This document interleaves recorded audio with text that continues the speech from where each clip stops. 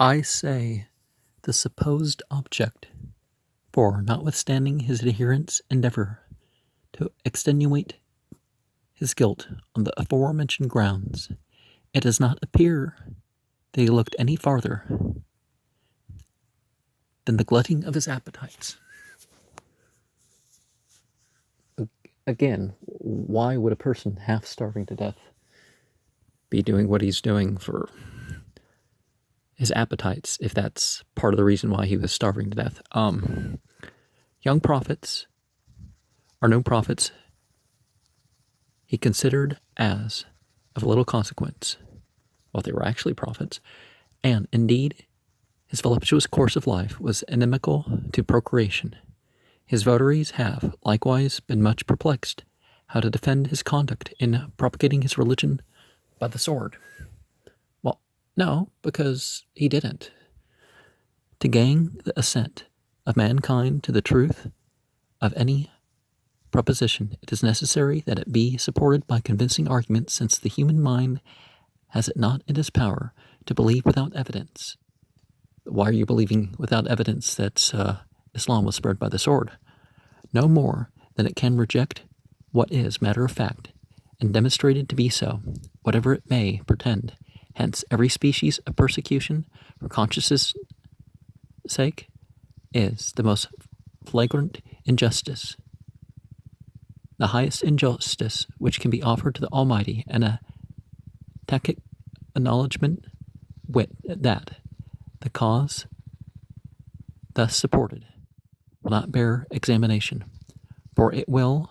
Why are not men permitted to examine it with utmost attention, since the native beauty of truth is as such that to see and admire it are inseparably connected? Jesus Christ, in the Bible calling him to kill people just for not taking him as Lord, is so diametrically opposite to Mohammed in this, as well as everything else, that he seemed afraid lest mankind should believe him with too much precipitation. If I do not the works of my Father, believe me not. As if raising the dead, giving sight to such as were born blind, and feeding thousands with food of a few individuals do not demonstrate the power of Jehovah and exclude the possibility of fraud and deception, I beseech you to turn your backs upon me, as in duty bound, and reject me as an impostor. But as Muhammad had nothing to offer which could bear inspection, except all of his miracles were more of a historical basis, rather than, believe in a bunch of miracles that there's no reliable witness to.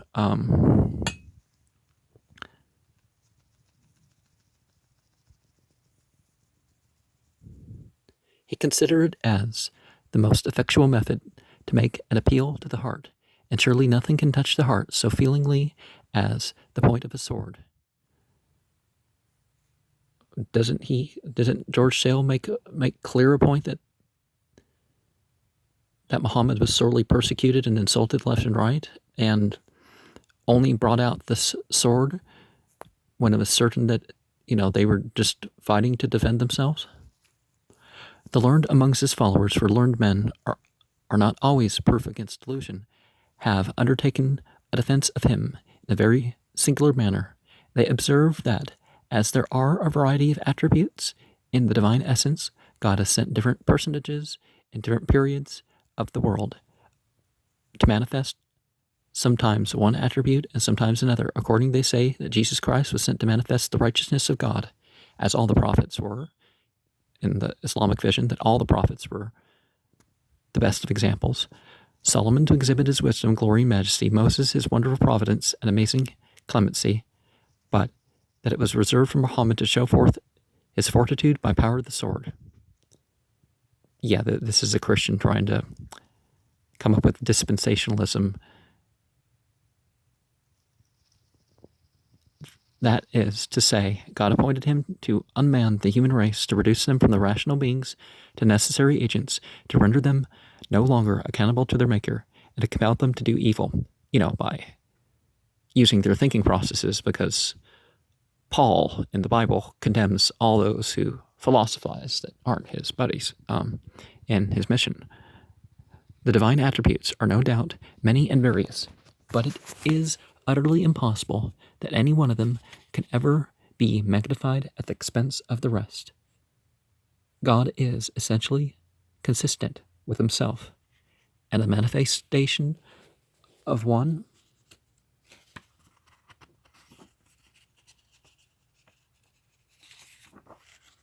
attribute can never be the destruction of another. He who said, so nothing can be missing. If you're going to talk about the Christian doctrine,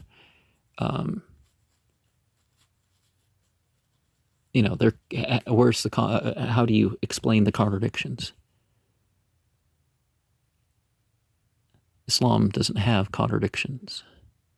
People do, but he who says that Jehovah is so merciful as not to punish the workers of iniquity exhibits him as unjust, and to affirm that he is so just as to not pardon the sincere penitent on his own terms is to charge him with tyranny.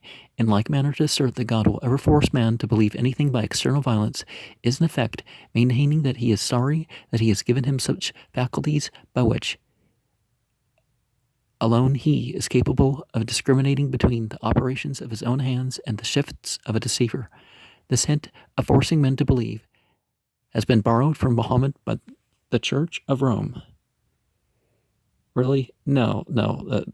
Christianity has been forcing long before Muhammad, and actually the idea of holy war was borrowed from the Crusaders. It didn't even have an Arabic phrase because people thought this was a new thing to them for hundreds of years. At least, the Arabic speakers. And to do her justice, she has faithfully improved it.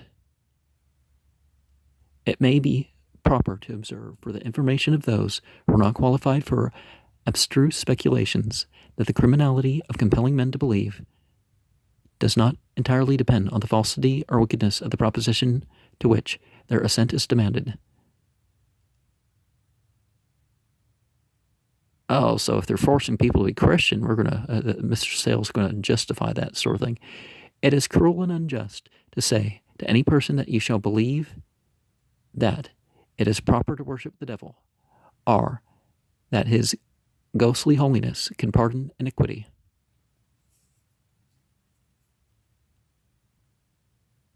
Oh, so that's the wickedness there. That the idea that God will forgive without some vicarious stunt. That's the claim of what's wicked. But it is equally base and tyrannical to force man to believe with the dagger at his breast that the providence of God extends over all, that the soul is immortal, or that the three angles of any triangle, whatever, are equal to two right angles. For all the understanding is enlightened, and the conscience persuaded of the propriety of man's conduct. His reception of truth itself is under such circumstances morally evil that it relates to him, although it be not so in the abstract. If then it be unjust to compel a man to believe truth, since he thereby for the present flies in the face of conscience, it must be infinitely more so to force him to believe a lie, especially if that lie assumes the venerable garb of religion. Let it not be imagined, however, that this will justify man in the remaining ignorant of such truths as nearly concern his present and future happiness, when he enjoys the rational means of being better informed, for God will not only consider that ignorance as innocent, which is clearly invincible, neither will the above reasoning justify the inference that it is cruel on any Protestant government to impose certain restraints, for example, on Roman Catholics, because such a step is not designed to make them believe anything, but only to prevent that moral and especially that political mischief, which would unavoidably follow from their uncontrolled action upon the principles they believe already. So, the Christians can't trust each other to follow their religion, so they're saying, well, how can we trust other people to follow their religion? But no, freedom of religion, you don't, it's not right, period, to deny people this freedom. God forbid the Protestants should ever persecute and thereby make a formal renunciation of the spirit of Christianity. The Bible's full of support of that sort of thing. But we trust they will ever discover the vigilance for which they have hitherto been so famous in guarding their native land from the worst of all tyranny. It being agreed on all hands that Mohammed was extremely ignorant insofar that expression is opposed to education. The education that certain things claimed about history and cosmology and stuff that were not true. Muhammad didn't pick up that stuff in his mission.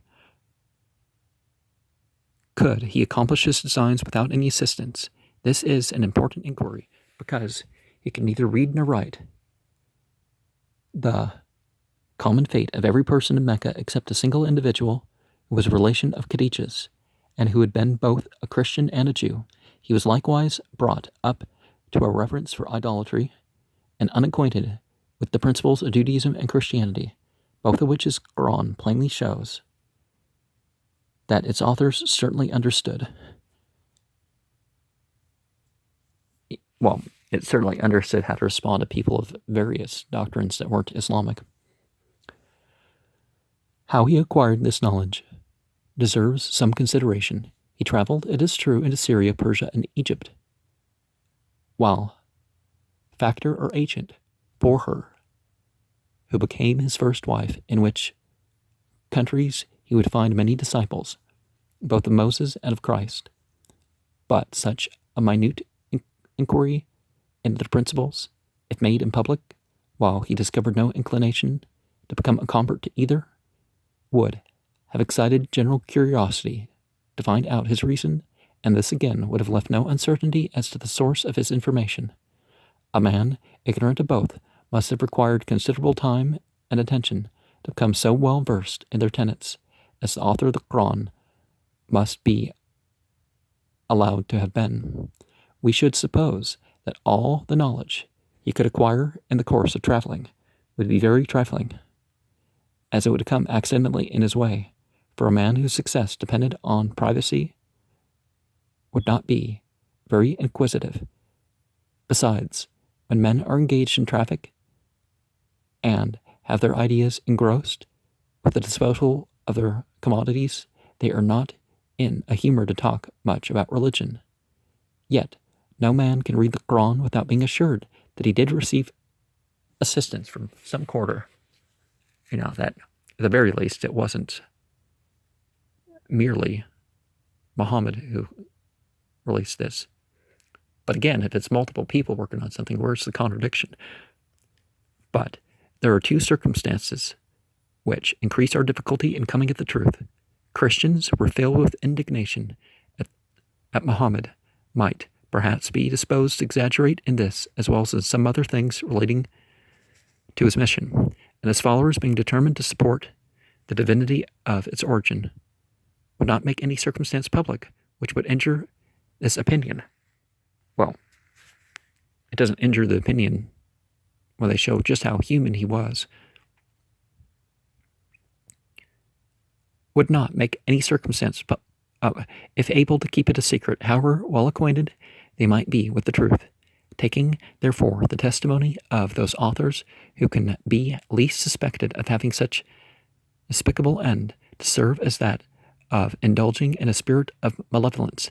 We may rest assured of this truth, that Muhammad was aided in his composition of the Quran by a Jew and a Christian. Then why did he not pick up any of the contradictions and other issues of Judaism and Christianity in terms of good and truth? The Jew's name was Abda ben Salan, whom Muhammad called Abdallah, according to the Arabian method of terminating Hebrew words. Obadiah would be Abdiya would be, the Aramea version, of Abdallah. The name of the Christian monk was Sergius or Bahira, the first given him by the Western and the second by the Eastern churches. That the man is one and the same appears from the uniformity of the descriptions given of him, and the reason why he's called Sergius in the West and Bahira in the East may have been owing to a change of opinions and subsequent change of nature. So the churches, in coming up with this opinion, couldn't make up their minds and change their doctrines, just like they did with Jesus and the books of the Bible themselves. The Western churches continuing to call him Sergius from their ignorance of the change, and the same cause inducing the Eastern churches to call him always Bahira. All I find related to Abdiya or Abdallah worthy of note is that he was a man of amazing artifice and cunning, probably a native of Persia, and so absolute a stranger to remorse of consciousness on the commission of evil that he was a match for anything, however desperately wicked. Yeah. See, we have racism against the Arabs and the Persians very strong here.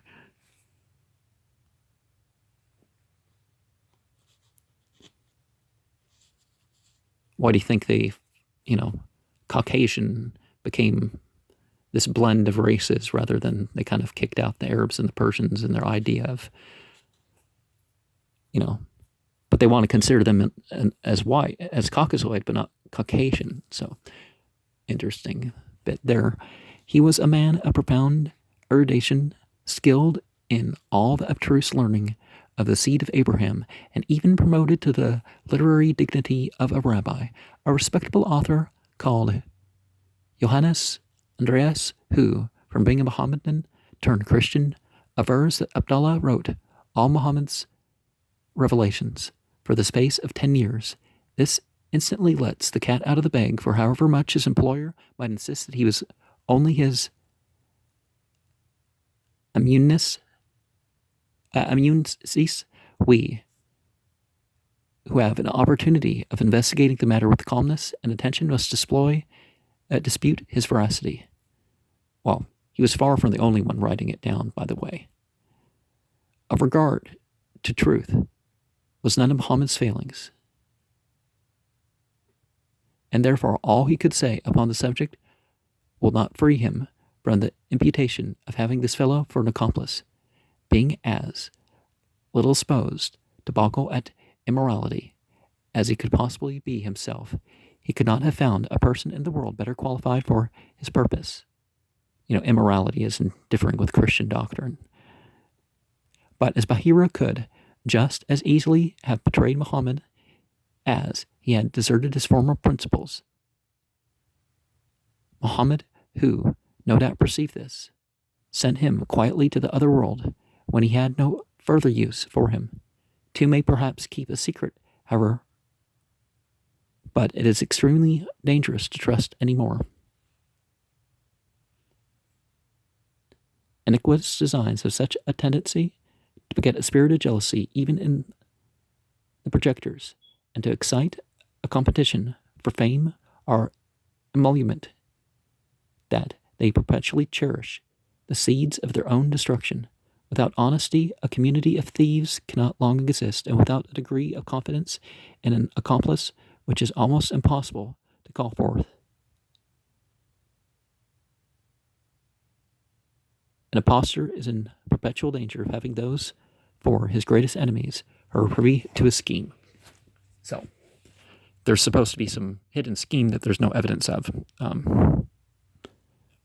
If they are chiefly concerned in its fabrication and in giving it some shadow of constancy and plausibility, the least error of superiority on his part may shake it to its very basis, and neglecting to reward them in such an ample manner as they expect, may lay it in ruins. Of all these circumstances Muhammad seems to have been perfectly aware, and therefore he deemed it the safest and most prudent method to dispatch Bahira, since this would render it impossible for him to tell any tidings. Well, the evidence is that he left on his own accord and said, he didn't say, it doesn't say, oh, I've made up the whole thing. He says that I don't think Muhammad knows anything more than I've written for him. So there was a gap in the revelation because it wasn't coming quick enough. Bahira abandoned. It would be absurd to expect a particular amount of this murder in any historian, but the inquisitive mind can discover sufficient premises from which to infer this conclusion. Well, joining a warring side, it's kind of, if there wasn't some prophetic claim, that would have never been claimed with that either. If it was ever known to any that Muhammad was the personal perpetrator of the deed, it would naturally be ascribed to any cause rather than just one.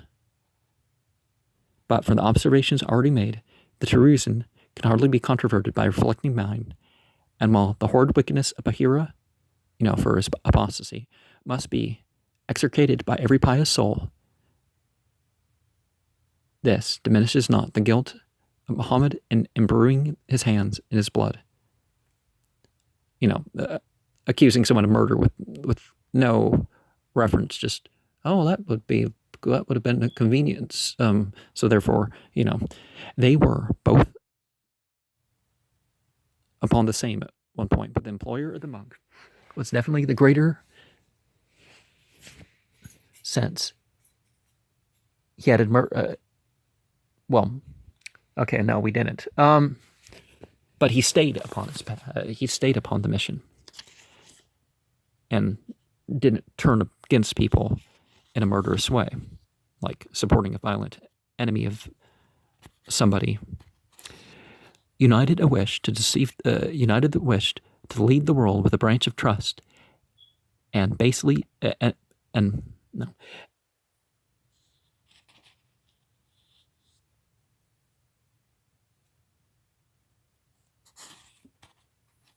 and with that which induced Bahira to repose in him.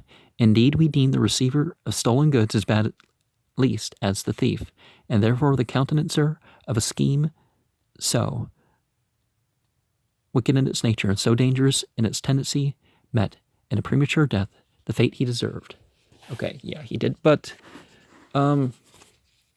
receiving the goods of something, no, you're not quite as guilty, but if all this was true, of course, Bahira would be just as guilty in what he shared for his side of it. But if Muhammad benefited from his death, that doesn't mean he bears some sort of guilt, because certainly the enemies of the good and truth that I take part in, if one of them dies and it becomes easier for me to do my mission, I'm not trying to have people killed or anything, but it's like I shouldn't be blamed if any death whatsoever is convenient to my cause. As we wish to admit nothing of importance which can either exhibit the path of the Muslimin or of their prophet, disdaining at the same time to further anything upon him.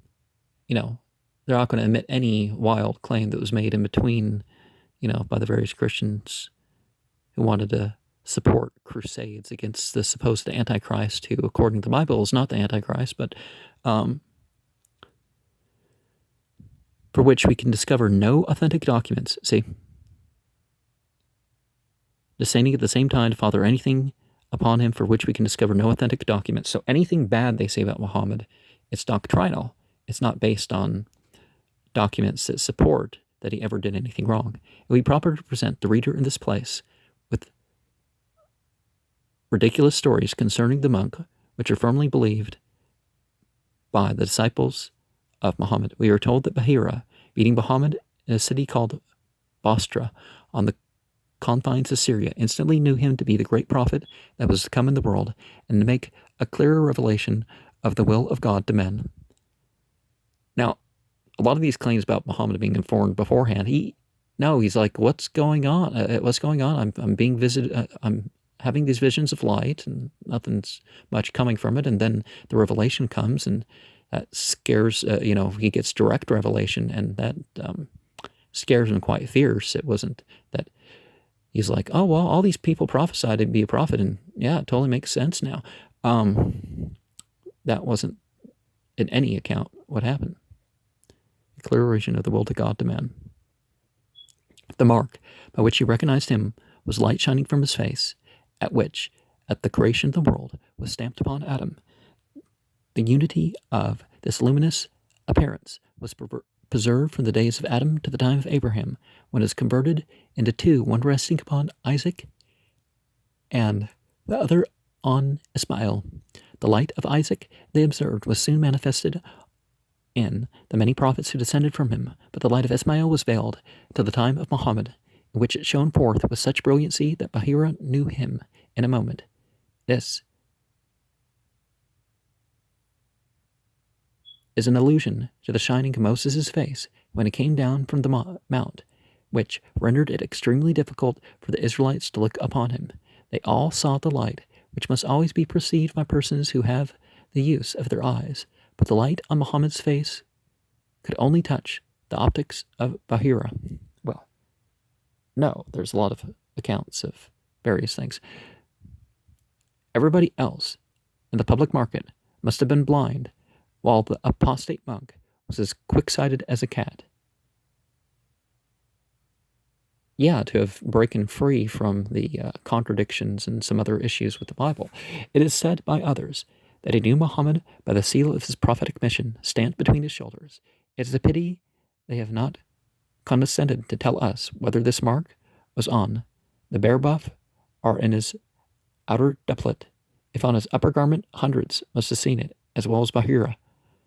And if he instantly stripped to the skin to make this wonderful discovery, how came it to pass, at all this hurry and bustle, escape the observation of the multitude? If it is pretended that he took him aside to examine it privately, how came he to know that such a mark was there? It is manifest that he could not have taken such a step without some previous conviction or suspicion of its existence. But how he acquired this is the question. How extremely curious that he should know him by a certain mark, which he did not know was there prior to an examination. Had he known it by a supernatural impulse, he would have told the public that this was the prophet of God, the messenger of the great Allah, the singular and definitive term for God, and that there was a particular mark between his shoulders, which they might examine if they pleased.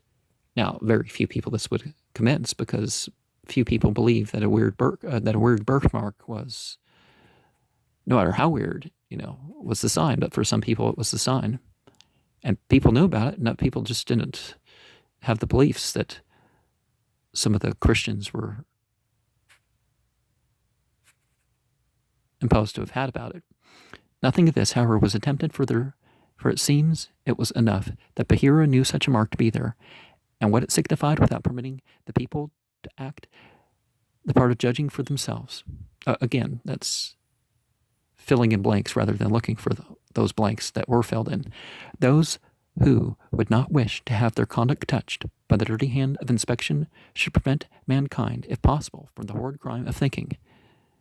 There's a lot of narrations, and you don't always find them all in the same chapter. Thank you very much.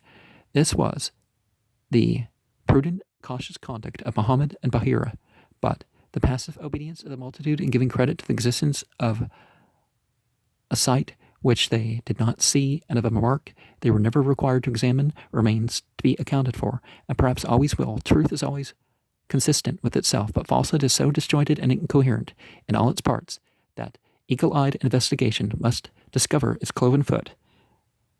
The votaries of Muhammad being determined to reject every idea of his having received assistance in the composition of his Quran, convert his very ignorance to an argument for its divinity. They allow him to have been destitute of the first principles of any art or science, challenging the world to produce such a work under similar circumstances, or at all, really.